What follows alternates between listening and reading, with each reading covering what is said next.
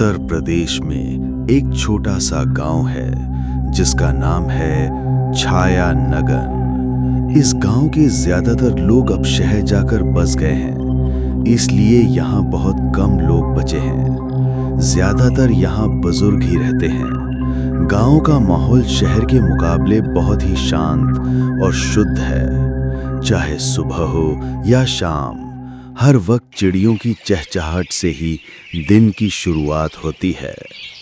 इस गांव में लोगों का पेट भरने का मुख्य साधन आज भी खेती ही है। गांव में रामू काका की एक छोटी सी चाय की दुकान है, जहां अक्सर गांव के बुजुर्ग आकर बैठते हैं। वे चाय की चुस्कियों के साथ अपनी जिंदगी के किस्से एक दूसरे को सुनाते हैं। शाम के 7 बज चुके हैं।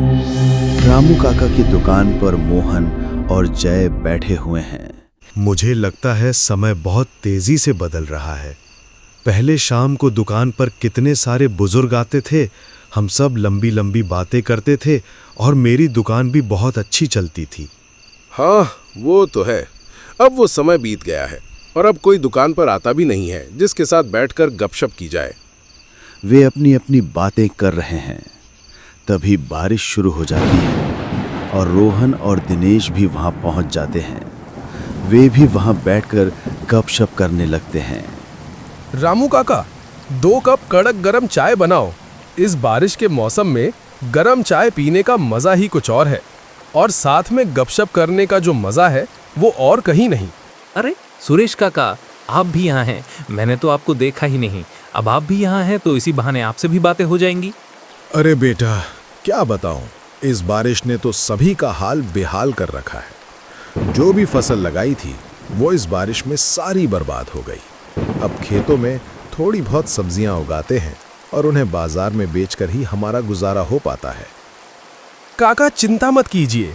जिंदगी में बुरे और अच्छे दिन तो आते ही हैं। हमें अपने जीवन को शांति से और खुलकर जीना चाहिए। ठीक कहा बेटा रोहन, हमें बची हुई जिंदगी को हंसी खुशी से जीना चाहिए। बातों बातों में वे सब सुरेश काका से उनकी डरावनी घटनाओं के बारे में पूछते हैं। सुरेश काका, मैंने गांव में आपके बारे में बहुत सुना है। कहते हैं आपके साथ बहुत सारी डरावनी घटनाएं घटी हैं। क्या वो सब बिल्कुल सच है? हाँ बेटा, मेरे साथ हकीकत में कई बार डरावनी घटनाएं घटी हैं। क्या तुम वो रूह कांप देने वाली डरावनी घटनाएं सुनोगे? हाँ काका, इस बारिश के सुहाने मौसम में यहाँ चाय की टपरी पर बैठकर चाय पीने में और आपकी डरावनी कहानी सुनने में तो और भी ज्यादा मजा आएगा। हाँ काका, सुनो ना अपनी डरावनी कहानी, बहुत मजा आएगा। सुरेश काका उन्हें अपने साथ घटी एक सच्ची कहानी सुनाने के लिए राजी हो जाते हैं। चलो फिर, जब तुम इतनी जिद कर ही रहे हो तो मैं तुम्हें अपने साथ घटी एक सच्ची और डरावनी घटना सुनाता हूँ। वो बताते हैं ये कहानी आज से 35 साल पहले की है, जब वो वीरपुर गांव से कुछ दूर शहर के एक अस्पताल में काम करते थे। रात को जब वो वापस आ रहे थे, बस स्टैंड पर एक आखिरी बस आई। बस से वो और एक अजीब सी दिखने वाली औरत उतरे। रात के 12 बज चुके थे और वहां कोई नहीं था। सुरेश का घर बहुत दूर था, जहां पैदल जाने में 1-2 घंटे लग जाते। तभी वो औरत पैदल ही चलने लगी। सुरेश ने उसे आवाज लगाई। अरे बहन, रुकिए, आप कहाँ जा रही हैं? अरे भैया, यहाँ खड़े रहने से तो अच्छा है कि मैं पैदल ही अपने घर चली जाऊं। भले ही थोड़ा समय लगे, लेकिन यहाँ खड़े रहने से तो अच्छा है। मेरा गांव नक्षत्रपुरा यहाँ से लगभग 12 किलोमीटर दूर है। और आपको कहाँ जाना है?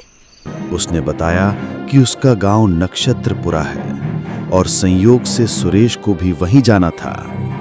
अरे बहन, जाना तो मुझे भी नक्षत्रपुरा ही है, पर नक्षत्रपुरा का ही रास्ता तो जंगल से होकर जाता है ना। पैदल इतनी दूर अंधेरी रात में जाना क्या ठीक रहेगा? अरे भैया, अगर तुम इन बातों पर विश्वास करते हो तो तुम मूर्ख हो। मैं तो इन बातों पर बिल्कुल भी भरोसा नहीं करती। तुम्हें भी नक्षत्रपुरा ही जाना है? चलो फिर मेरे साथ, दोनों साथ मिलकर चलते हैं। औरत ने उसे अपने साथ चलने को कहा और उसने हाँ कर दी। ये उसकी सबसे बड़ी भूल थी। वे दोनों आगे बढ़े। चारों तरफ सिर्फ अंधेरा था। आसमान में बिजली कड़क रही थी और बारिश तेज होने लगी। बारिश की बूंदें सुई की तरह चुभ रही थी। कुछ समय बाद बारिश इतनी तेज हो गई कि उन्हें एक बड़े पेड़ के नीचे रुकना पड़ा। वहां चारों तरफ सन्नाटा था, सिर्फ जंगली जानवरों की आवाजें आ रही थी। वैसे बहन, आपने बताया नहीं आपका क्या नाम है और आप कहाँ से आ रही हैं? क्या करोगे भाई आप जानकर? कौन सा इस सफर के बाद हमें दोबारा मिलना है? मतलब भैया, मैं तो शहर की हूँ, किसी काम से यहाँ गांव आई हूँ। कुछ समय बाद मैं यहाँ से चली जाऊंगी। अब इतने कम समय के लिए मुलाकात करने से क्या फायदा? क्या मतलब? ठीक है, मत बताओ, पर ये तो बता सकती हो कि तुम यहाँ किस काम के लिए आई हो? मैं यहाँ से किसी को साथ ले जाने आई हूँ। औरत ने सुरेश को अपना नाम और पता नहीं बताया, बस इतना कहा कि वो किसी को साथ ले जाने आई थी। जब बारिश रुकी तो वे फिर से आगे बढ़ने लगे। रास्ता घने जंगल और कच्चे रास्तों का था। गांव वाले कहते थे कि रात में इस रास्ते पर जो भी आता है वो गांव तक नहीं पहुंच पाता।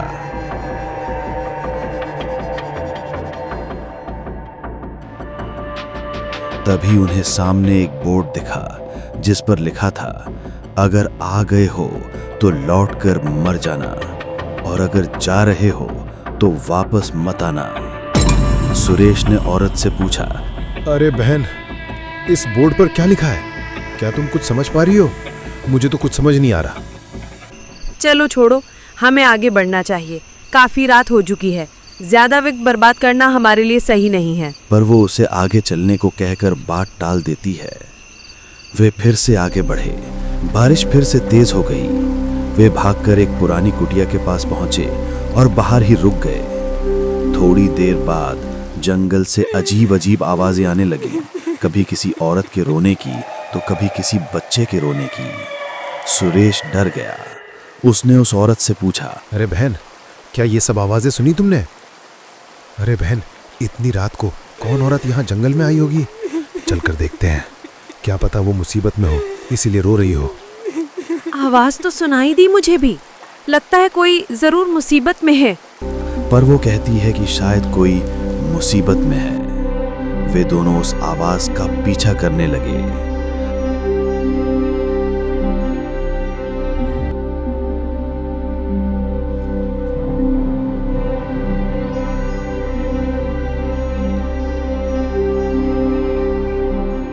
अचानक पायल की आवाज भी आने लगी। सुरेश को ये सब कुछ ठीक नहीं लगा। अरे बहन, मुझे ये सब कुछ ठीक नहीं लग रहा, हमें यही रुक जाना चाहिए।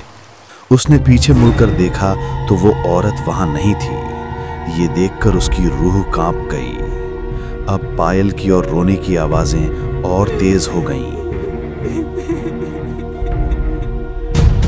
सुरेश वहां से तुरंत भागने लगा।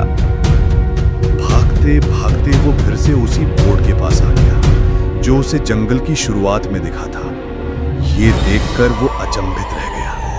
तभी उसे फिर से उस औरत के रोने की आवाज सुनाई दी। उसे लगा कोई उसका नाम लेकर बुला रहा है। जब वो उस आवाज के पास गया तो देखा कि पेड़ के नीचे वही औरत खड़ी थी।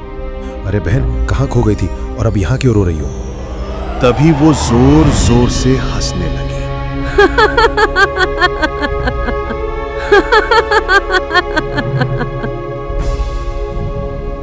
अचानक बिजली की एक तेज गड़गड़ाहट हुई और वो औरत अपने असली रूप में आ गई और जोर जोर से हंसने लगी।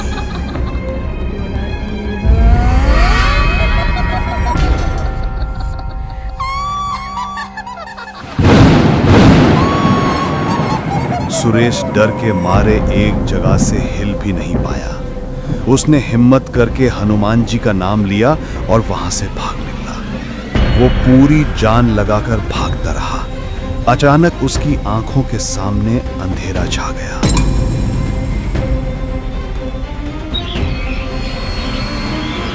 सुबह जब उसकी आंखें खुली तो वो बस स्टैंड पर पड़ा हुआ था। उसे कुछ समझ नहीं आया वो तुरंत ऑटो लेकर अपने घर वापस आ गया और फिर उसने कभी भी उस अस्पताल में रात की ड्यूटी नहीं की।